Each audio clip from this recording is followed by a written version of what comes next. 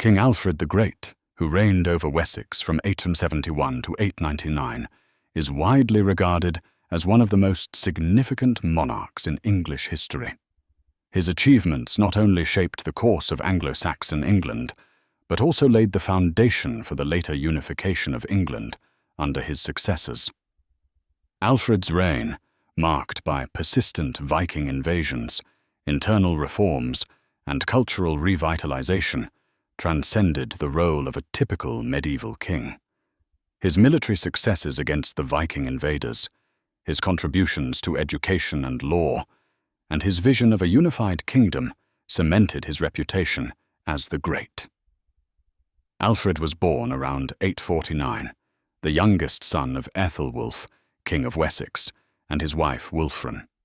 He was born into a royal family that was already deeply embroiled in the struggle against Viking invasions.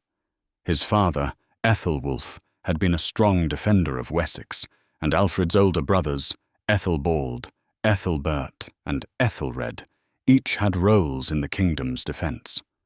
Alfred's early years were marked by a deep education in both Christian and secular learning, an aspect that would later define much of his reign. In the absence of a clear succession plan, Alfred's life was shaped by the ever-present threat of Viking invasion. After the death of his brother Ethelred in 871, Alfred ascended to the throne at a time when Wessex faced its most significant threat yet, the great heathen army of Viking invaders, a formidable force that had already overrun much of England. Alfred's reign is often defined by the relentless Viking invasions that began in earnest during the late 9th century. By the time he became king in 871, the Vikings, led by Ivar the Boneless, had established themselves as a dominant force, having already attacked and conquered much of the eastern and northern parts of England. The Vikings' strategy was no longer limited to isolated raids, but included large-scale campaigns with the goal of establishing permanent settlements. The first major challenge Alfred faced after ascending the throne was a large-scale Viking army that was marauding through the kingdom. In 871, Alfred, alongside his brother Ethelred, fought in several key battles against the Viking forces, including the Battle of Ashdown, which is considered one of his most significant military victories. Though the battle was hard fought, Alfred's leadership and the strategic organization of his forces were pivotal in securing a decisive victory. However, the Vikings were far from defeated, and their subsequent invasion of Wessex in the years following the Battle of Ashdown showed the persistent and growing threat. In 878, Alfred faced his greatest test in the Battle of Edington. Following a period of near-total Viking occupation, Alfred was forced into hiding in the marshes of Somerset. His ability to rally his troops and lead them to victory at Edington was a turning point in the Viking invasion. Alfred's forces decisively defeated Guthrum, the Viking leader, and forced him to accept baptism and a treaty that divided England into two spheres of influence, with Wessex remaining independent under Alfred's rule. The significance of the Battle of Edington cannot be overstated. It marked the beginning of the end of Viking dominance in southern England, and Alfred's leadership solidified his reputation as a defender of the Anglo-Saxon kingdoms.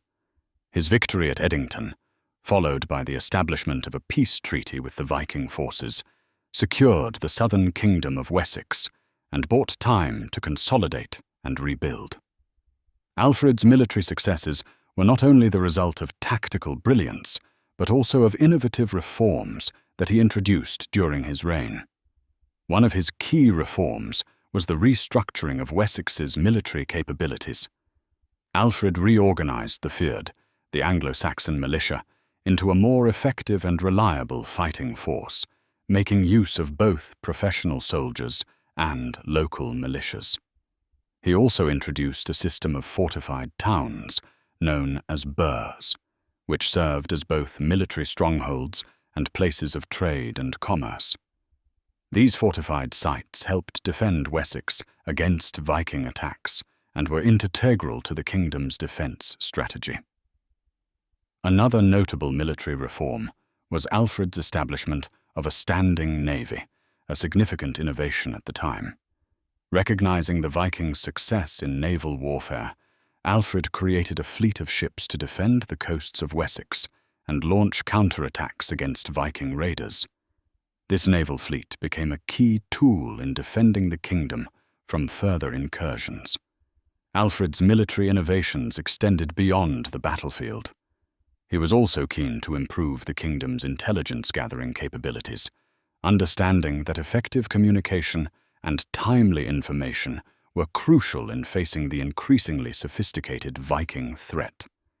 His reforms in military organization and intelligence gathering played a key role in enabling Wessex to withstand the pressures of the Viking invasions and lay the groundwork for future stability.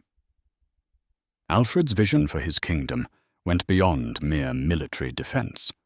He recognized that the survival of Wessex depended on a well-educated, just, and morally upright society. One of his greatest legacies is his promotion of learning and education. As a king, Alfred was deeply committed to the idea of Christian education and saw learning as essential for the moral and intellectual well-being of his people. Alfred's passion for learning was fueled by his own experiences with education. Although he was not formally trained as a scholar, Alfred developed a deep intellectual curiosity, particularly about the Christian faith and Latin texts. He invited scholars to his court, including Asa, a Welsh monk who became a close advisor and wrote one of the key primary sources for Alfred's life and reign. Through his patronage of learning, Alfred sought to revive the study of Latin and Christian theology, which had been neglected in England due to the disruption caused by Viking invasions. In addition to his efforts to promote education, Alfred also sought to reform the legal system in Wessex. Recognizing the need for law and order in his kingdom, he compiled a code of laws that sought to combine the best aspects of Christian principles with traditional Anglo-Saxon customs. Alfred's legal reforms were designed to promote justice, fairness, and the protection of the weak and the poor, reflecting his deep commitment to moral governance.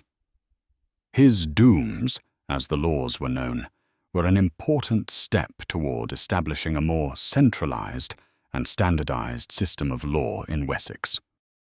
Alfred's reign was also marked by his deep religious devotion. As a devout Christian, he believed that his role as king was divinely ordained, and he often framed his military victories and successes as acts of divine intervention. Alfred's religious convictions were reflected in his patronage of the church, his efforts to ensure that his subjects adhered to Christian values, and his personal involvement in the translation of religious texts. One of Alfred's most significant contributions to the intellectual and cultural life of England was his translation project. Alfred personally oversaw the translation of several important Latin texts into Old English, including works by Pope Gregory the Great and Boethius. By making these texts accessible to a broader audience, Alfred not only preserved important philosophical and theological ideas, but also fostered a greater sense of unity among his people, who shared a common language. Alfred's commitment to education and the preservation of culture extended beyond the church. He understood that the survival of Wessex, and by extension England, depended on preserving the intellectual and cultural heritage of the Anglo-Saxons. His patronage of learning and scholarship helped lay the foundations for the later flourishing of Anglo-Saxon culture, especially under his successors. While Alfred's reign was focused primarily on defending Wessex from Viking incursions, his broader vision extended to the eventual unification of England.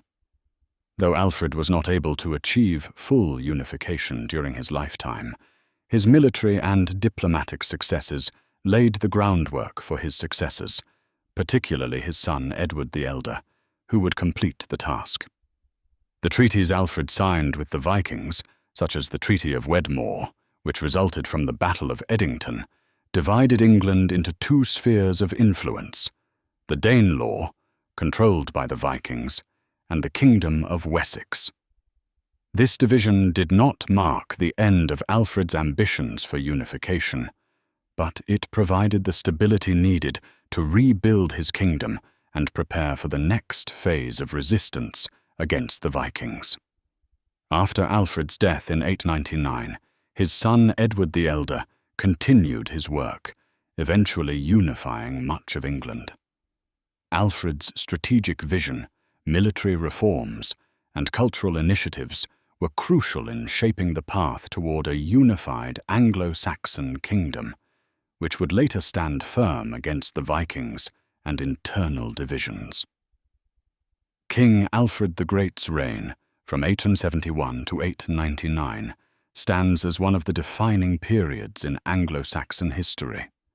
His military leadership in the face of overwhelming Viking invasions, his legal and educational reforms, and his vision for a unified and morally governed kingdom have made him an enduring figure in the history of England. Alfred's success in defending Wessex and laying the foundations for future unification secured his legacy as one of the greatest rulers in English history.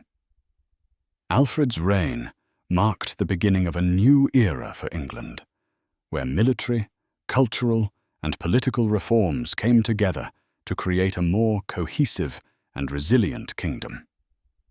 His legacy as a warrior, a scholar, and a nation-builder continues to resonate through the centuries, making him a symbol of leadership, wisdom, and determination. Through his efforts, Alfred the Great secured his place in history, not only as a defender of Wessex, but also as the architect of a united England.